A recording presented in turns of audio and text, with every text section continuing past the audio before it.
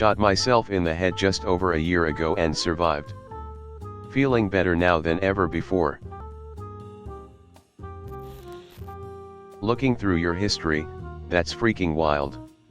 I hope you're not in the Norco and benzos anymore though. Both are downers, and not good for people with a history of depression. GL to you. Nope, all sober now. Just a lurker in those subs, haha. I was watching the first episode of The Midnight Gospel, a fucked up kind of animated podcast by the Adventure Time guy, and Dr. Drew was on it talking about the same killer cocktail. Glad you got yourself sorted out. You may have just saved my life. Need to check something with my doctor. Thank you. Great job, man, and congrats. While on this specific topic, I want to raise awareness about something relevant, be it known already or not. Opiates and benzos used simultaneously kill hundreds of people on a daily basis. This is the same concoction that killed Heath Ledger. Here is a simple article regarding it. Scroll down to combined effects. The reason I bring this up is I myself had a prescription to Xanax in college and managed to amass an impressive quantity at one point, as I normally didn't take them regularly but situationally. Well, I got shoulder surgery about 2 years after graduating and was prescribed Norco for the pain.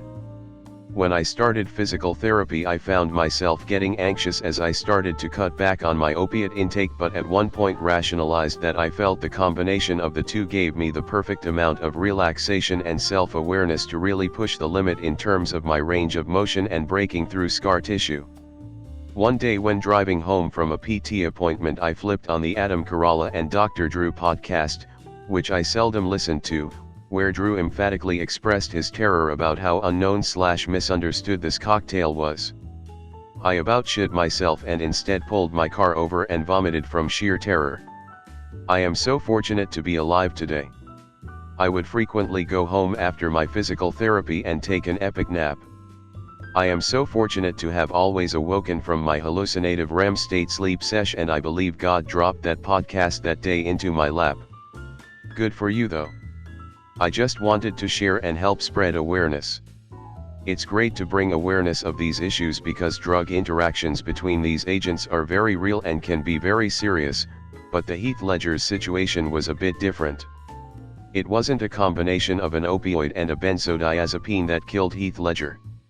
Instead, it was a combination of oxycodone, hydrocodone, diazepam, temazepam, alprazolam, and even the sedating first-generation antihistamine doxylamine. There's a difference between a guy with anxiety who has an as-needed prescription for Xanax who gets prescribed 7 days worth of Norco for a broken leg and someone who tragically overdosed on several different agents.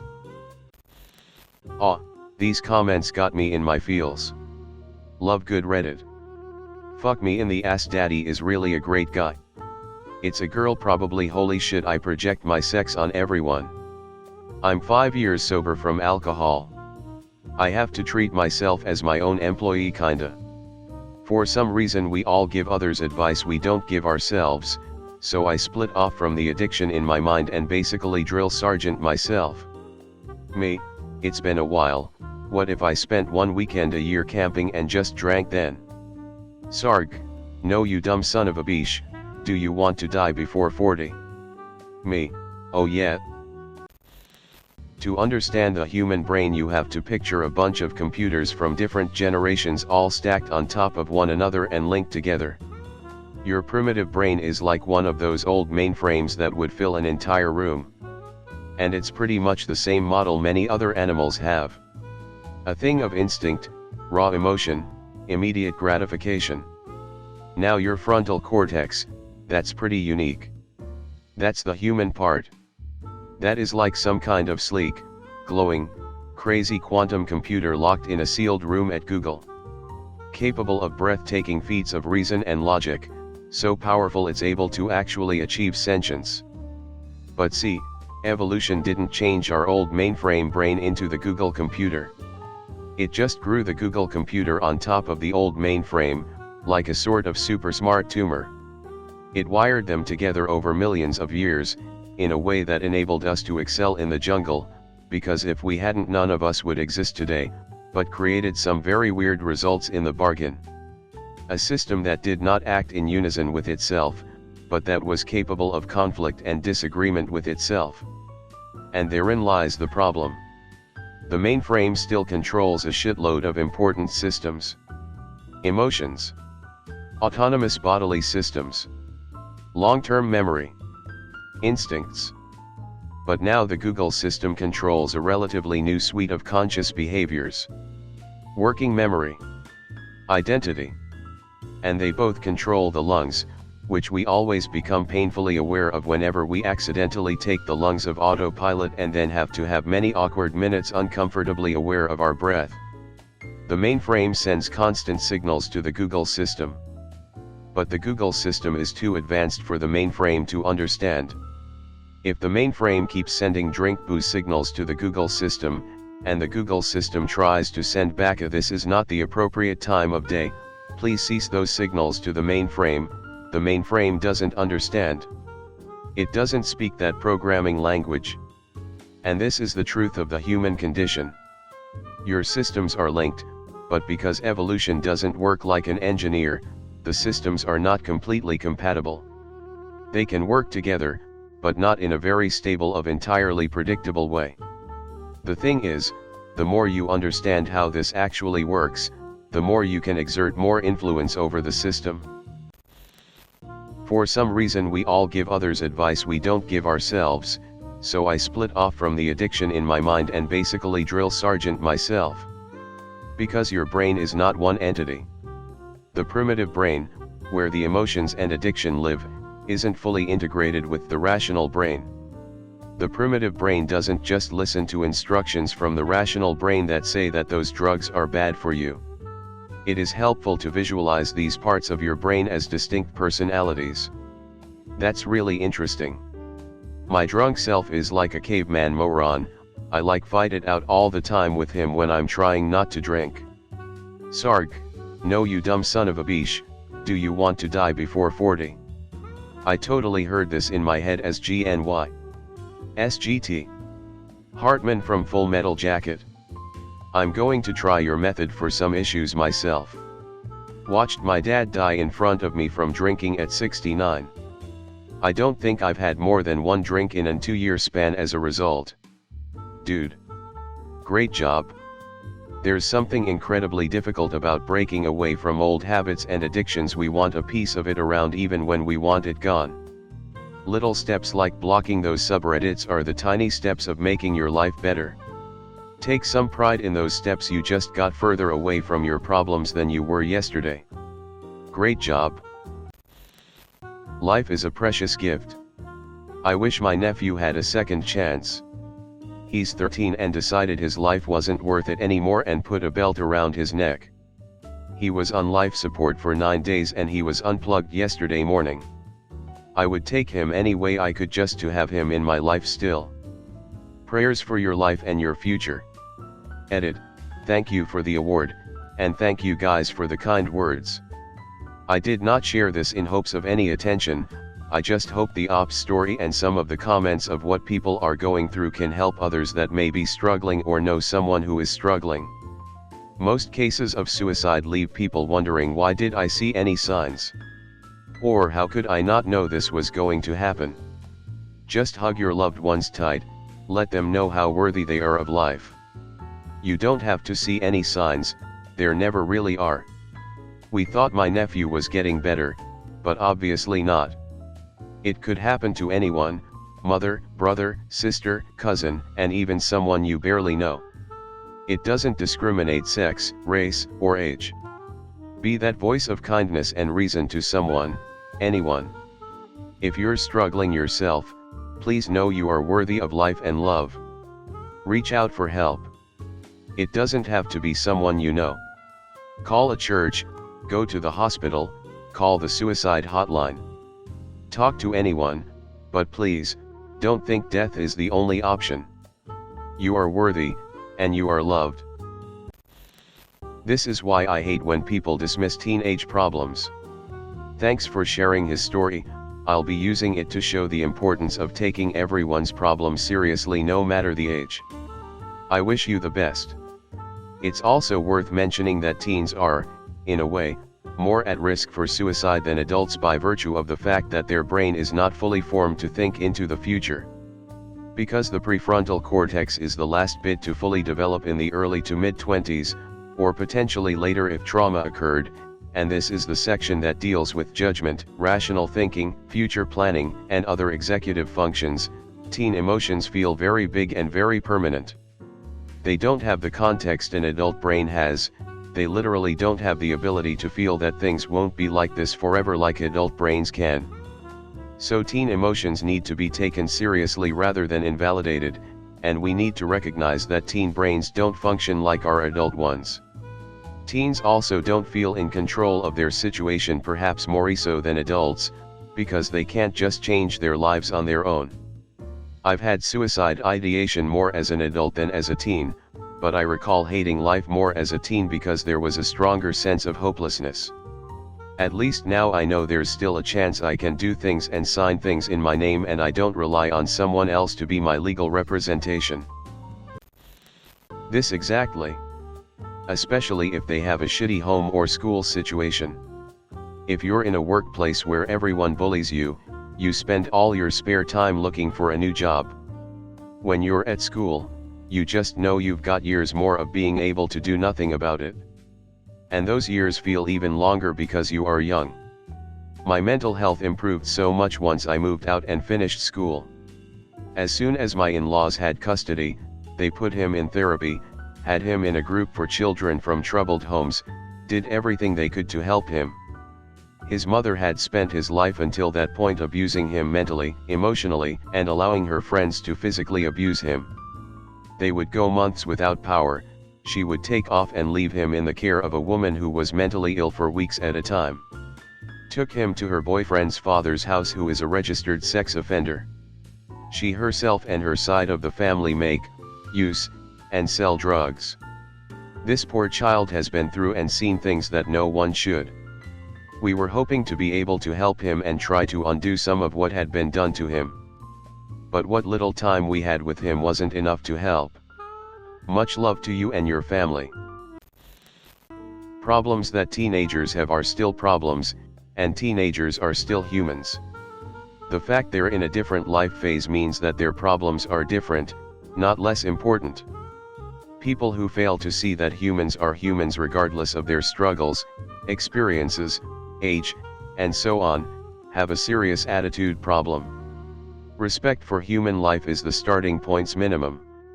Teenagers actually have a high rate of completing suicide, but people write them off because they are being dramatic. The statistics are heartbreaking. At 40 years old, having been told I was being dramatic as a teenager still affects me. It has made me second guess myself way more than I would have otherwise. My nephew did this about 6 weeks ago. I've been so fearful about his quality of life moving forward, but every update I get from the family that is allowed to see him gets better each time. He started out with very little brain activity but passed the initial function tests. However, now he can identify the people around him. 4 weeks ago he grasped my aunt's hand, which was the first meaningful signal, other than reflex tests. Then he made eye contact. Now he's saying a few words when the tubes aren't down his throat. Each time my heart feels so much better after we all feared the worst only a short time ago. It's still a long road ahead.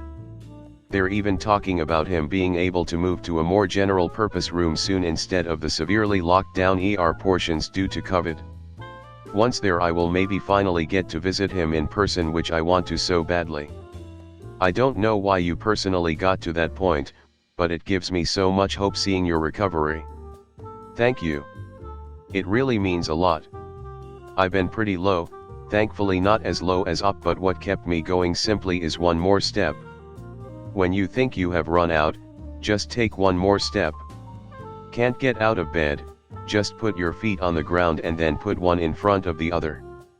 Find some way to treat yourself with the small stuff. For me, it was a Monster and hookah before work. Not healthy, but it helped. I know it sounds ridiculously basic, but after a while, it got easier to do. I didn't have to push myself out of bed. Man, meds have helped me a lot recently. Was pretty low myself for a while there. My friend used the Keith app and told me about it, so I set that up when I was sobbing my ass off one night and just texted with some doctor for $35 and they sent the prescription to my pharmacy. The only shitty thing is, you have to pay $35/mo and check in with them monthly. It's still better than the $1,000/mo I was paying with my shitty employer health plan that covered nothing. Doctor visits were still over $100 every couple months. Weirdly enough, your message looked a lot like something I've written before. I'm not really willing to go into detail on a public forum, but PM me if you want to talk.